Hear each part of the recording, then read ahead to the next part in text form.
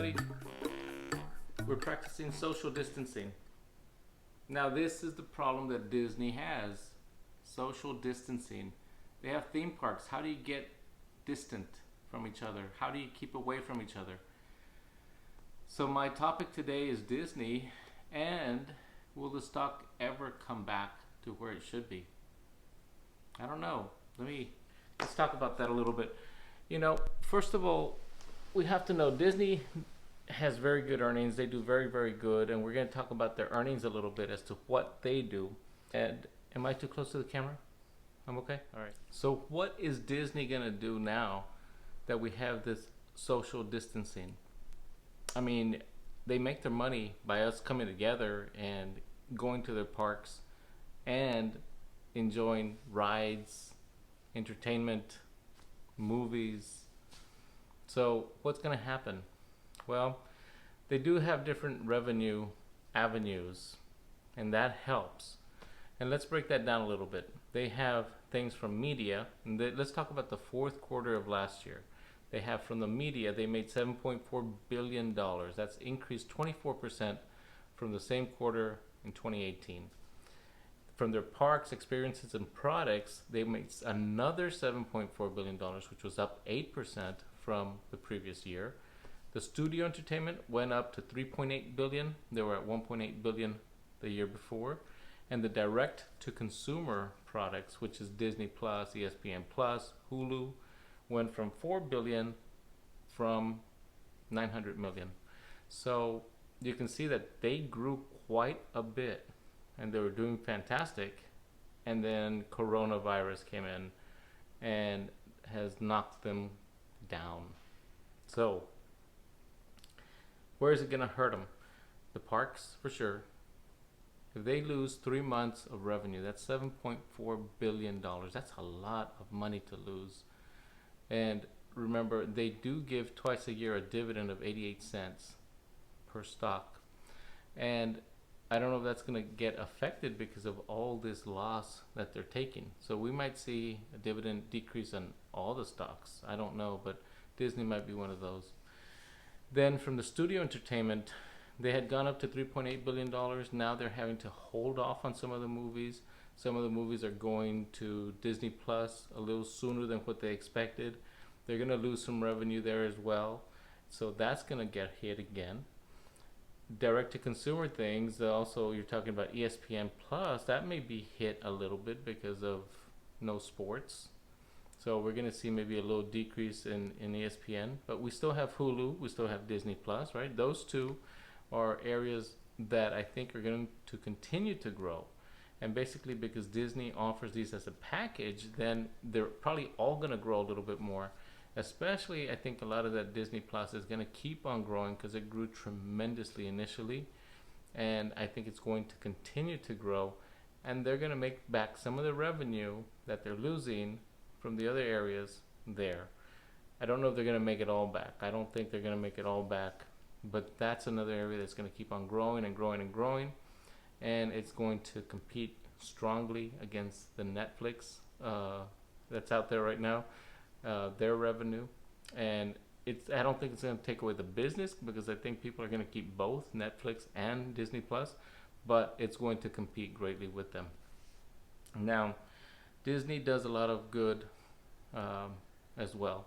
So with a lot of the money that they get, I think last year they gave out $338 million, a little over that, to charity, to nonprofit organizations. So with all these businesses that are hurt, we're talking Disney right now, but if you talk about every single business out there that gives so much money to nonprofit organizations, that's going to be stifled, that's going to go down. So a lot of these nonprofit organizations are not going to be able to help out like they're used to helping because they're not going to have the money. And in addition, the other good thing that Disney does is they actually bought like 270 acres in Orlando, Florida, where they actually have solar power energy. And they have enough energy to provide for 2 of their 4 theme parks. That's amazing. That's fantastic, actually, that they can produce that much. And right now, since the theme parks aren't being used, I'm sure that energy is being used for something else. So that's a good thing as well. So in my last video, I said I'm not going to buy Disney until it goes under 60. I think I bought a few more, but then it started dropping again. Now it's at 85 at this time this weekend. I'm actually going to hold up on buying stocks. I'm going to have to resist myself and not buy any stocks right now, because I have this feeling that Disney is going to go under 60 and it's going to keep on dropping. And as it drops down under 60, then at that point I want to buy. Same thing with Microsoft. I'm going to wait until it's under 110.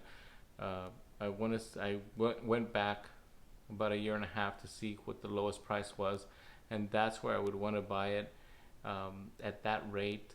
I don't want to go and purchase it at a higher rate than what I can get it at, hopefully, if it keeps on dropping. I mean, I think everybody has a limited amount of extra cash that we put in to things like Robinhood, and you want to save that cash until you can actually get a great price. And every week it seems like we're getting a great price, but then the following week we get a better price.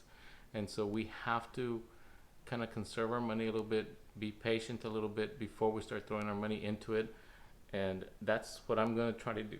That's what I'm going to try to do, because I think that that's what I have to do at this point.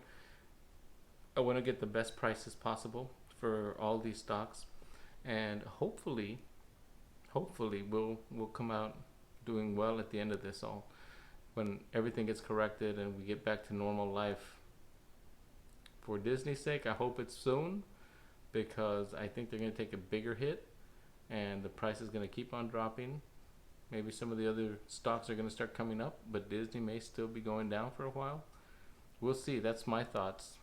I'm not an expert in this, but just looking at what the events are going on around us, that's what I'm thinking at this point. The earnings per share are going to be hurt, definitely. Last year, in each quarter, they went from 161 to 135, 107, and 153.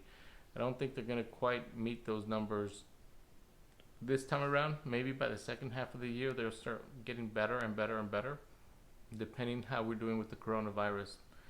The best thing for Disney would be a vaccine or some pill that actually really does work very good for the coronavirus, so that people feel confident that if they do get sick, that they can go back out and enjoy it and be able to be around other people without being worried. That's Disney. We'll see how it goes. It's gonna be fun.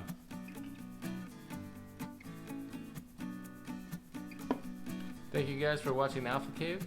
We appreciate it. Like and subscribe, and we will be here making more videos on different stocks, different dividend stocks, biotech stocks, other growth stocks that we like.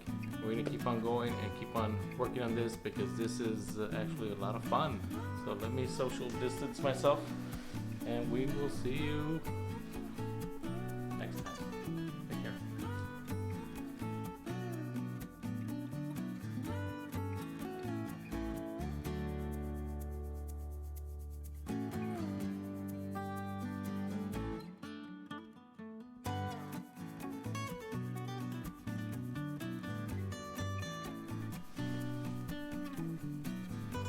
Thank you guys for watching Alpha Cave, and thank you for listening and taking care of your show. No, I don't know what that means. Sorry, boys and girls, we're all closed.